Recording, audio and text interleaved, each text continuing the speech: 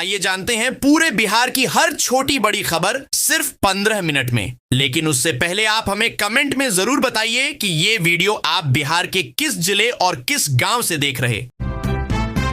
राघोपुर की दुर्दशा पर प्रशांत किशोर का बयान। जनसुराज के सूत्रधार प्रशांत किशोर ने राघोपुर की दुर्दशा के लिए जनता को जिम्मेदार ठहराया। उन्होंने कहा कि यहां लोग विधायक नहीं बल्कि मुख्यमंत्री और उप मुख्यमंत्री चुनते हैं, फिर भी क्षेत्र बाढ़, कटाव, शिक्षा और रोजगार की समस्याओं से जूझ रहा है। किशोर ने कहा कि जब तक जनता वोट देने का तरीका नहीं बदलेगी तब तक हालात नहीं सुधरेंगे। उन्होंने दावा किया कि जनसुराज के दबाव से ही सरकार ने विधवा पेंशन 400 से बढ़ाकर 1000 रुपए की ओर आंगनबाड़ी सेविका, सहायिका व आशा कार्यकर्ताओं का मानदेय बढ़ाया। तेजस्वी यादव के वादों पर तंज कसते हुए उन्होंने कहा कि 20 दिन में 3 करोड़ नौकरियां देने का दावा या तो मूर्खता है या जनता को मूर्ख बनाना। राघोपुर में उनका जगह जगह भव्य स्वागत हुआ। एआई मीम ने जारी की पहली लिस्ट। बिहार विधानसभा चुनाव से पहले ओवैसी की पार्टी एआईएमआईएम ने अपनी पहली सूची जारी कर दी है। किशनगंज में प्रदेश अध्यक्ष अख्तरुल ईमान ने कहा कि एआईएमआईएम धर्मनिरपेक्ष वोटों के बिखराव को रोकने और सांप्रदायिक ताकतों के खिलाफ एकजुट होने का प्रयास कर रही है, लेकिन बड़े गठबंधन दलों ने सहयोग नहीं किया। एआईएमआईएम किशनगंज, पूर्णिया, कटिहार और अररिया समेत कई जिलों की सीटों पर चुनाव लड़ेगी। किशनगंज की बहादुरगंज, ठाकुरगंज, कोचाधामन और किशनगंज सीटें शामिल हैं। इसके अलावा गया, मोतिहारी, नवादा, जमुई, भागलपुर, सीवान, दरभंगा, समस्तीपुर, सीतामढ़ी, मधुबनी, वैशाली और गोपालगंज की सीटों पर भी प्रत्याशी उतारे जाएंगे। एआईएमआईएम ने कल ही 100 सीटों पर चुनाव लड़ने का ऐलान किया था। माना जा रहा है कि इस कदम से कांग्रेस और राजद को नुकसान और बीजेपी को फायदा हो सकता है। एनडीए की सीट शेयरिंग पर बैठक। बिहार विधानसभा चुनाव से पहले बीजेपी की केंद्रीय चुनाव समिति की अहम बैठक शनिवार को हुई। इसमें प्रधानमंत्री नरेंद्र मोदी, अमित शाह और जेपी नड्डा समेत वरिष्ठ नेता शामिल हुए। बैठक में एनडीए की सीट शेयरिंग पर चर्चा हुई। सूत्रों के मुताबिक जेडीयू 101 या 102 सीटों पर चुनाव लड़ सकती है, जबकि बीजेपी उससे 1 सीट कम पर उतरेगी। एलजेपी, रामविलास और हिंदुस्तान आवाम मोर्चा के साथ समझौते को अंतिम रूप दिया जा रहा है। बिहार बीजेपी अध्यक्ष दिलीप जायसवाल ने कहा कि एनडीए में सब कुछ ठीक है और सीट बंटवारे की घोषणा रविवार तक हो जाएगी।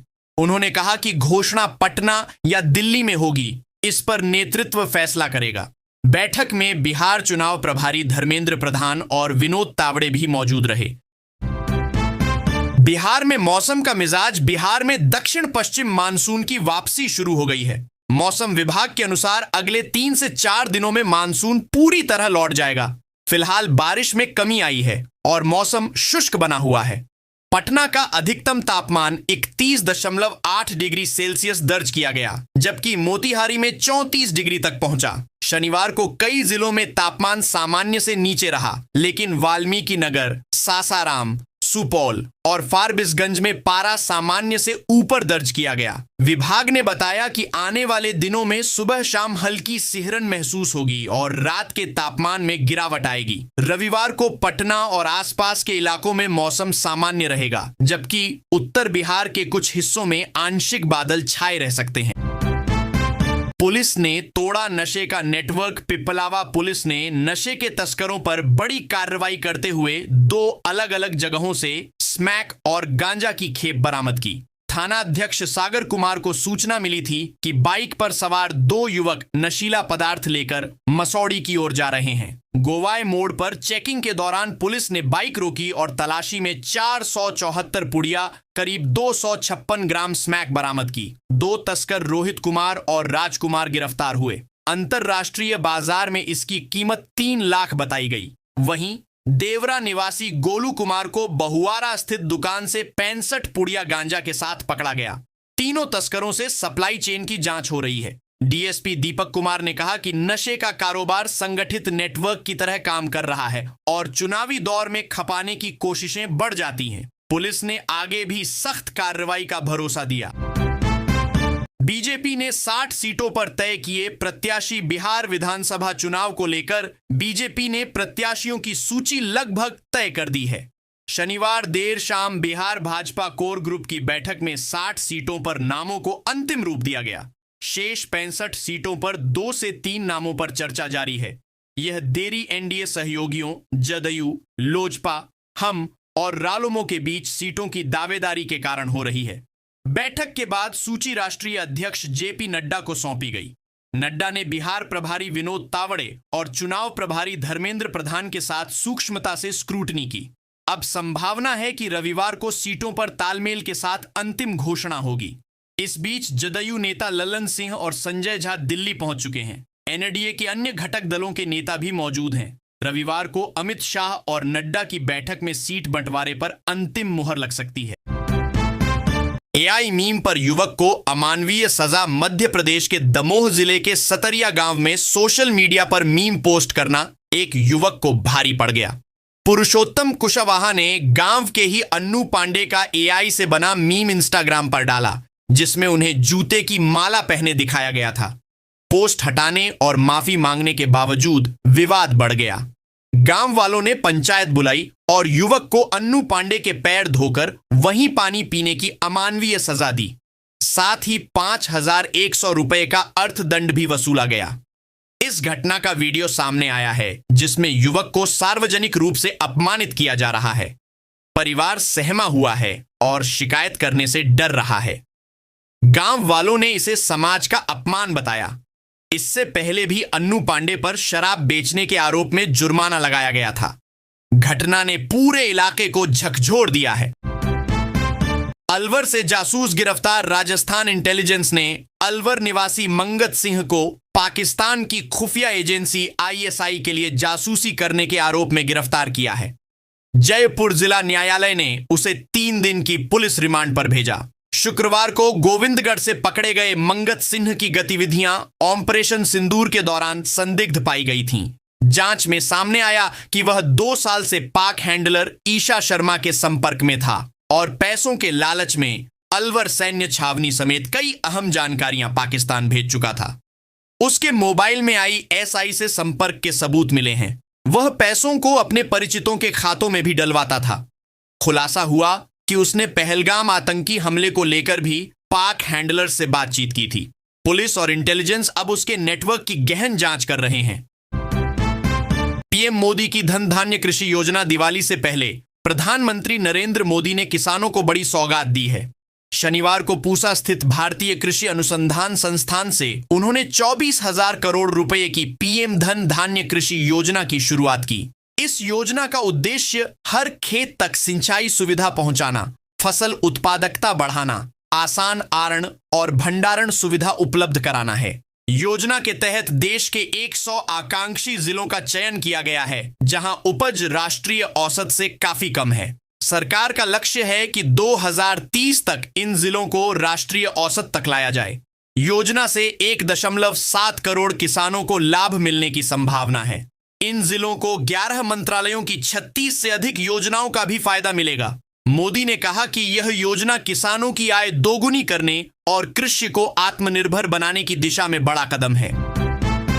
राजघाट मंदिर से चोरी की मूर्ति बरामद। भागलपुर के कहलगांव थाना क्षेत्र के राजघाट मंदिर से चोरी हुई 125 साल पुरानी मूर्तियां और सामान पुलिस ने 12 घंटे के भीतर बरामद कर लिया। शनिवार सुबह चौधरी टोला निवासी ने चोरी की शिकायत दर्ज कराई थी। एसएसपी हृदयकांत के निर्देश पर डीएसपी के नेतृत्व में टीम गठित की गई। तकनीकी सेल की मदद से पुलिस ने छापेमारी कर आरोपी राजेश तांती को गिरफ्तार किया और उसके घर से चोरी का सामान बरामद किया।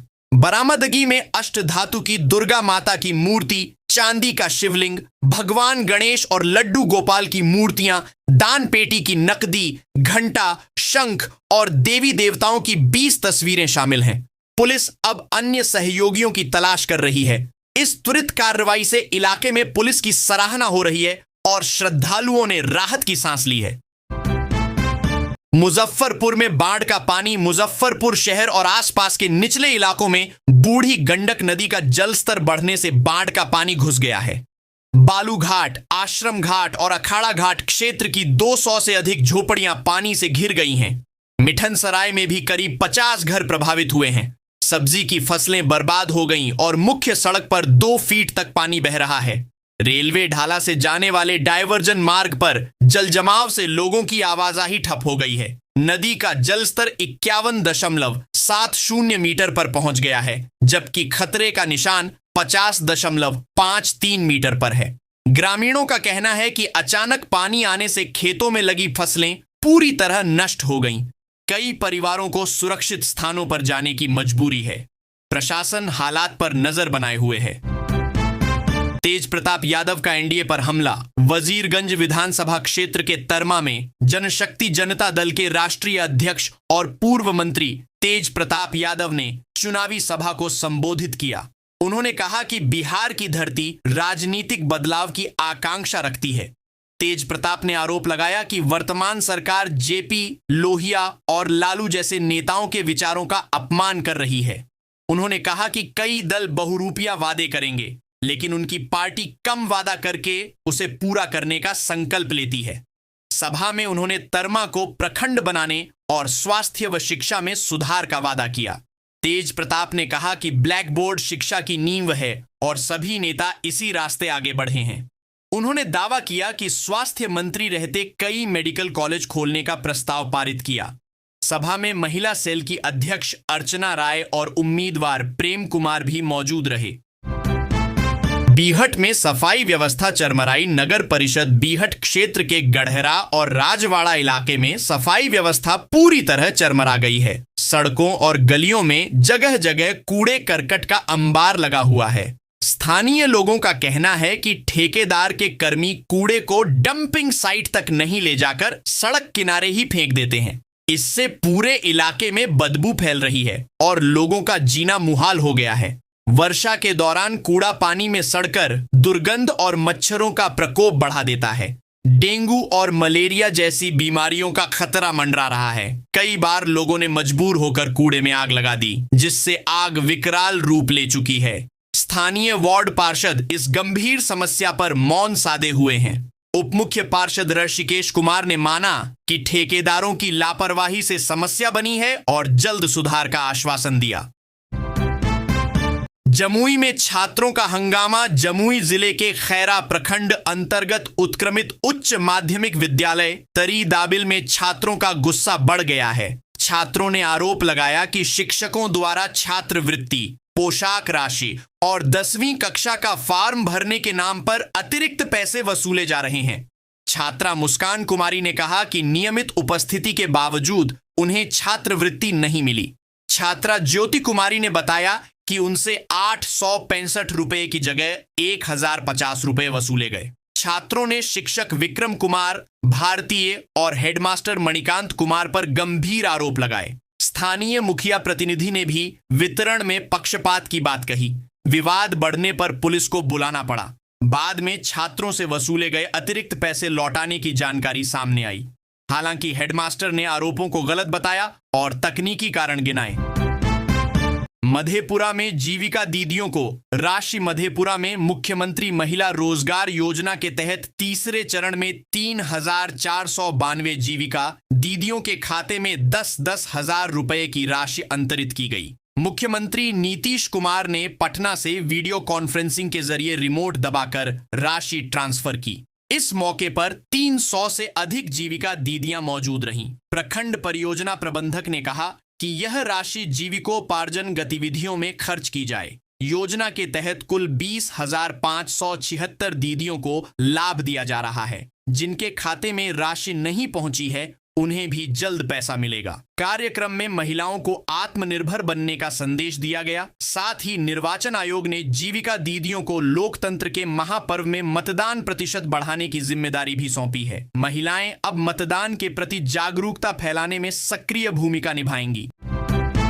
सीमांचल में ध्रुवीकरण और बाढ़ की मार। विकास की धार मझधार में सीमांचल की 24 सीटों में मुस्लिम मतदाता निर्णायक भूमिका निभाते हैं। नेपाल बांग्लादेश की सरहद से सटे इस इलाके में बाढ़ और कटाव की मार झेलते 10 विधानसभा क्षेत्र हैं। पूर्णिया के अमौर और बायसी जैसे क्षेत्र बाढ़ से बुरी तरह प्रभावित हैं, जहां 2 दर्जन गांव विस्थापित हो चुके हैं। पुल बनने से पहले ही नदी ने रुख बदल लिया। लोग अब भी नाव से सफर करते हैं। 4 दर्जन गांवों में हर साल बाढ़ का पानी घुसता है, लेकिन यह चुनावी मुद्दा नहीं बनता। अमौर के मुंह। रियाज बायसी के अर्जुन मंडल जैसे लोग विकास की आस में हर बार वोट देते हैं, मगर चुनावी गोलबंदी हिंदू मुस्लिम ध्रुवीकरण पर टिक जाती है। नतीजा, सीमांचल की जिंदगानी हर बार मझधार में ही रह जाती है। कुमार आशीष ने विशेष टीम गठित की, जिसने गुजरात से आरोपी को गिरफ्तार किया और सिवान से नवजात को बरामद किया। हरिकिशोर प्रसाद, उपेंद्र सिंह और सोनू गिरी को गिरफ्तार किया गया। पूछताछ में खुलासा हुआ कि बच्चा 5 लाख रुपए में बेचा गया था। एसपी ने शनिवार को कार्यालय में नवजात को मां को सौंपा। यह घटना मानवता को शर्मसार करने वाली है और प्रशासन ने तत्परता दिखाई। धार्मिक स्थलों पर चुनाव प्रचार पर रोक, उल्लंघन पर कार्रवाई तय। बिहार विधानसभा चुनाव की अधिसूचना जारी होते ही आदर्श आचार संहिता लागू हो गई है। भारतीय नागरिक सुरक्षा संहिता की धारा 163 के तहत आदेश जारी हुआ है कि धार्मिक स्थलों पर चुनाव प्रचार नहीं किया जा सकता। सांप्रदायिक भावना भड़काने वाले किसी भी कार्य पर सख्त कार्रवाई होगी। राजनीतिक सभा, जुलूस, धरना प्रदर्शन के लिए सक्षम पदाधिकारी की पूर्व अनुमति अनिवार्य होगी। ध्वनि विस्तारक यंत्र का प्रयोग रात 10 बजे से सुबह 6 बजे तक प्रतिबंधित रहेगा। यह नियम शादी, शव यात्रा, अस्पताल, स्कूल, कॉलेज और ड्यूटी पर तैनात कर्मियों पर लागू नहीं होगा। कोई भी व्यक्ति या दल ऐसा पोस्टर या पर्चा प्रकाशित नहीं करेगा जिससे आचार संहिता का उल्लंघन हो। शांतिपूर्ण चुनाव के लिए प्रशासन पूरी तरह सतर्क है। महागठबंधन में सीट शेयरिंग पर खींचतान। बिहार चुनाव से पहले महागठबंधन में सीट शेयरिंग पर सहमति नहीं बन पाई है। वीआईपी प्रमुख मुकेश सहनी की बड़ी डिमांड को वजह माना जा रहा है। शनिवार को सहनी ने अपने पोस्टर से महागठबंधन शब्द हटा दिया, जिसके बाद टूट की अटकलें तेज हो गईं। हालांकि देर रात उन्होंने बयान जारी कर कहा कि हम अटूट हैं और लालू प्रसाद यादव के सामाजिक न्याय के विचारों के साथ महागठबंधन में रहकर सरकार बनाएंगे। सहनी ने कहा कि 20 साल से बिहार की जनता परेशान है और अब बदलाव जरूरी है। इस बीच पहले चरण का नामांकन शुरू हो चुका है और दूसरे चरण का नामांकन सोमवार से होगा। सीट बंटवारे पर सहमति न बनने से महागठबंधन की रणनीति पर सवाल उठ रहे हैं। तेजस्वी यादव ने पान समाज के नेता आईपी गुप्ता से मुलाकात कर संदेश देने की कोशिश की है। फतेहाबाद में बनेगा सबसे बड़ा अनाज गोदाम। हरियाणा के फतेहाबाद जिले में खाद्यान्न भंडारण की दिशा में बड़ी पहल हुई है। गांव मेहूवाला में जिले का सबसे बड़ा और आधुनिक अनाज गोदाम बनना शुरू हो गया है।